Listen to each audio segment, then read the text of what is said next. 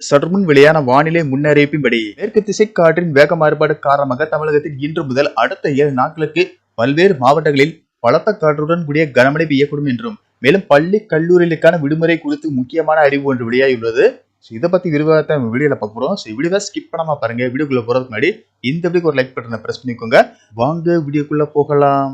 சற்றுமுன் சென்னை வானிலை ஆய்வு மையம் வெளியிட்டுள்ள அறிவிப்பில் மேற்கு திசை காற்றின் வேக மாறுபாடு காரணமாக தமிழகத்தில் இன்று ஒரு சில இடங்களிலும் புதுச்சேரி மற்றும் காரைக்கால் பகுதிகளிலும் 40 முதல் 50 கிலோமீட்டர் வேகத்தில் பலத்த காற்றுடன் கூடிய லேசானது முதல் மிதமான மழை பெய்யக்கூடும் என்றும், குறிப்பாக இன்று நீலகிரி, கோயம்புத்தூர், திருப்பூர், தேனி, தென்காசி, திருநெல்வேலி, கன்னியாகுமரி, திண்டுக்கல், தூத்துக்குடி, விருதுநகர் ஆகிய மாவட்டங்களில் கனமழை பெய்ய வாய்ப்புள்ளது.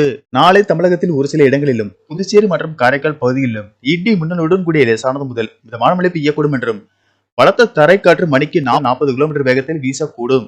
நீலகிரி மற்றும் கோயம்புத்தூர் மாவட்ட மலைப்பகுதிகளில் ஓரிரு இடங்களில் கனமழை பெய்ய வாய்ப்புள்ளது. 18ஆம் தேதி தமிழகம், புதுவை மற்றும் காரைக்கால் பகுதிகளில் லேசானது முதல் மிதமான மழை பெய்யக்கூடும் என்றும், நீலகிரி மாவட்டத்தில் ஓரிரு இடங்களில் கனமழை பெய்ய வாய்ப்புள்ளது.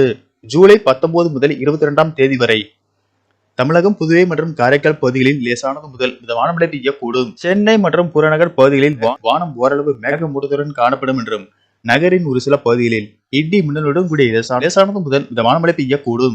மேலும் கனமழை காரணமாக இன்று நீலகிரி மாவட்டத்தில் உள்ள பள்ளி கல்லூரிகளுக்கு விடுமுறை விடப்பட்டுள்ள நிலையில், நாளை தமிழகத்தில் நீலகிரி, கோயம்புத்தூர் உள்ளிட்ட பல மாவட்டங்களில் கனமழை பெய்யக்கூடும் என்பதால் மாணவர்களின் நலன் கருதி அந்தந்த மாவட்ட ஆட்சியர்கள் பள்ளி கல்லூரிகளுக்கு விடுமுறை அறிவிப்பார்கள் என்று கூறப்படுகிறது.